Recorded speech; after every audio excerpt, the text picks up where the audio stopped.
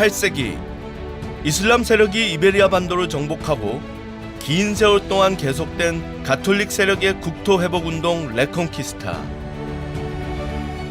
포르투갈의 레콘키스타는 13세기에 끝이 났고 카스티아 왕국은 이슬람 세력을 반도의 마지막 거점인 그라나다로 내몰았습니다.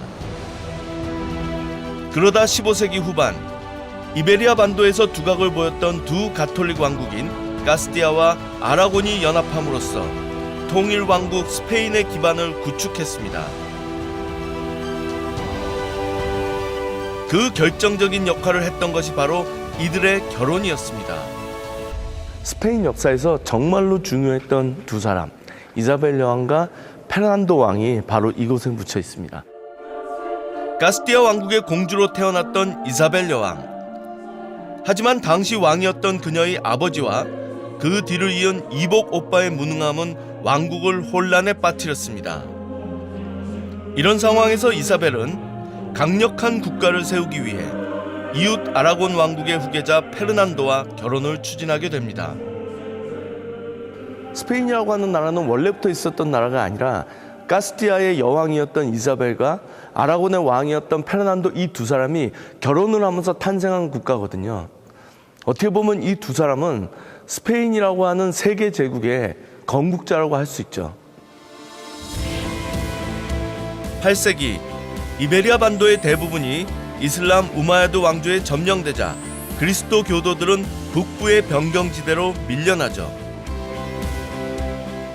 그러나 그곳에서 생겨난 가톨릭 왕국은 국토 회복 운동 레콘키스타의 시발점이 됩니다. 이후 남진하던 가톨릭 왕국들은 이슬람 세력의 분열을 이용해 적극적인 정복전을 벌였습니다. 1479년 카스티아와 아라곤이 합쳐지면서 실질적인 스페인 왕국이 탄생하게 됩니다. 그리고 이들은 1492년 그라나다를 함락함으로써 드디어 레콘키스타를 완성하죠. 그 위협 덕분에 로마 교황으로부터 가톨릭 부부왕이라는 칭호를 하사받고 가톨릭의 수호자가 된 이사벨 여왕과 페르난도 2세. 지금 이 왕실 예배당의 주 제단에 정말로 중요한 그리고 의미 있는 이 장면이 있습니다. 지금 이 장면은 1492년 1월 2일 날 이사벨 여왕과 페르난도 왕이 군대를 이끌고 그라나다로 입성하는 장면입니다. 그리고 지금 그 옆에 있는 그림은 이 보압딜이라고 하는 나스르 왕조의 마지막 왕이 이렇게 열쇠를 들고 항복을 하러 오고 끝까지 저항했던 비운의 왕 보압딜. 하지만 알람브라를 보존하기 위해 그는 군대를 거두고 성문의 열쇠를 가톨릭 왕들에게 넘깁니다.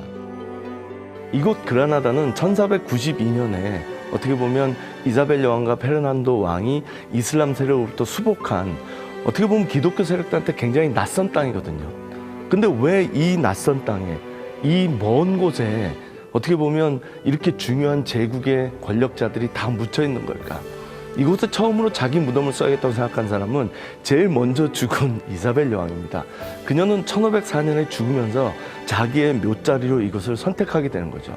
그리고 어떻게 보면 제1 권력자가 카스티아의 여왕이었던 이사벨이었기 때문에 남편, 사위, 딸이 연이어서 이곳에 묻히게 된 겁니다. 그녀는 왜 이 낯선 땅을 자기의 최후의 안식처로 정했을까? 이곳을 다시는 잃고 싶지 않다는 의지를 보여준 겁니다. 결국 이사벨 여왕과 페르난도 2세의 결합이 스페인이라는 새로운 왕국의 지평을 열었던 것인데요. 때문에 이곳은 가톨릭 왕들을 상징하는 이니셜을 곳곳에 새겨 그들을 기리고 있습니다.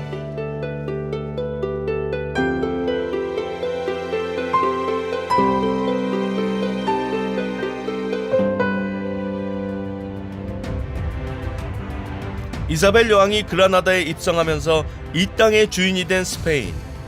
그와 함께 이곳에 지난 800년 동안 번성했던 찬란한 문명도 그들 수중에 들어왔습니다. 그러나 스페인은 더 확실하게 그 표시를 남기고 싶어 했습니다. 이슬람 최후의 나스르 왕조가 지키고자 했던 알람브라. 그 덕분에 스페인에 핀 이슬람 문명의 꽃으로 지금도 남아 있습니다.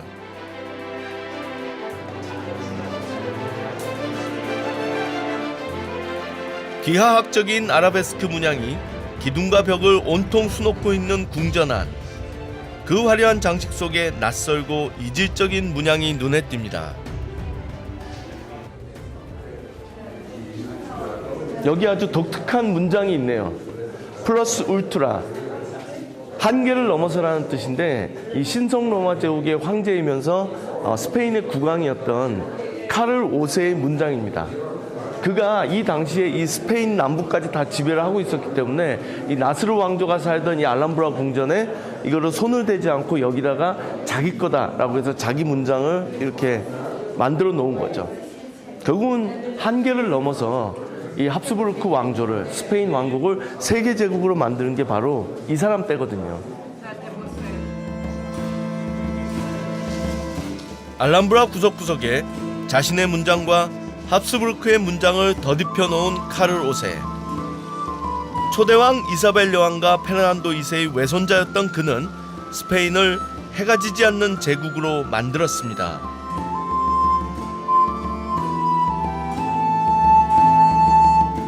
이 땅에서 이슬람 세력을 쫓아내고 그들이 이룩한 빛나는 문명 위에 왕국을 세운 스페인. 그들은 그 문명을 자양분으로 전성기를 맞이했던 거죠.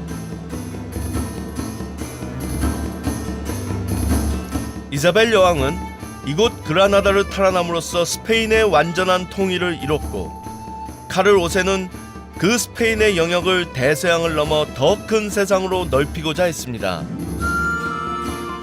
그런 의미에서 그라나다의 알람브라는 이사벨 여왕에게 중요했듯 카를 5세에게도 특별한 땅이었습니다. 이렇듯 말굴레를 거는 고리에까지 자신의 문장을 새겨 넣을 정도로 말이죠. 왜 이렇게까지 했을까? 아마도 이 땅이 내 땅이다라는 것을 알고자 하는 그런 절박감이 있지 않았을까 싶습니다. 이 땅은 어쨌든 800년 가까이 이슬람의 지배를 받았던 땅이고, 이제 자기의 외할머니가 이 땅을 되찾은 지 고작 20여 년밖에 되지 않은 때였거든요. 그러다 보니까 이 땅의 주인이 누구라는 것을 명확하게 하고 싶었다라고 하는 그런 욕망이 느껴집니다.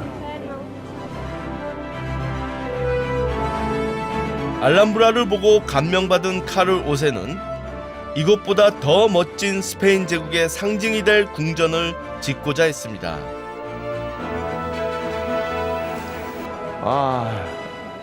어떻게 이렇게 나스르 왕조의 궁전하고 분위기가 다를 수가 있죠?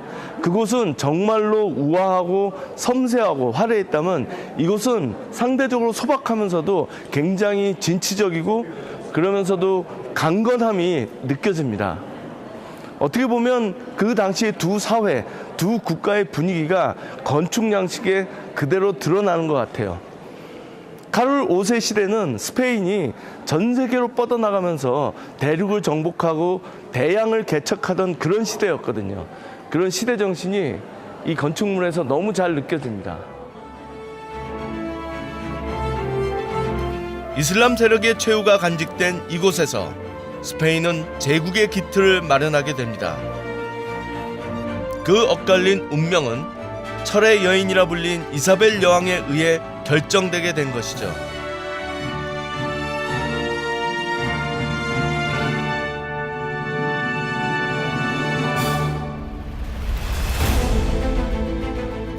스페인의 남부, 지중해와 대서양이 만나는 지브롤터 해역. 이곳에 스페인 국가 문장에 새겨져 있는 카를 5세의 좌우명 플러스 울트라의 기원이 있습니다. 고대 그리스 시대 헤라클레스의 두 기둥 중 하나로 여겨진 바로 지브롤터의 바위산이죠. 고대인들에게 세상의 끝이자 하데스, 즉 지옥의 신의 땅으로 가는 입구였습니다. 하지만 인간의 욕망은 그 금단의 땅까지 넘보게 합니다. 그라나다를 수복한 이사벨 여왕은 스페인이 지중해라는 테두리에서 벗어나길 원했죠. 제가 드디어 세상의 끝에 왔습니다. 여기 써있죠? 헤라클레스의 기둥. 고대 그리스 로마 시대 때부터 이곳이 바로 그들에게는 세상의 끝이었습니다. 여기 이제 지도에 보면 지금 이제 지브롤터, 그리고 지브롤터 건너편에 북아프리카의 세우타, 그곳이 바로 세상의 끝이었죠.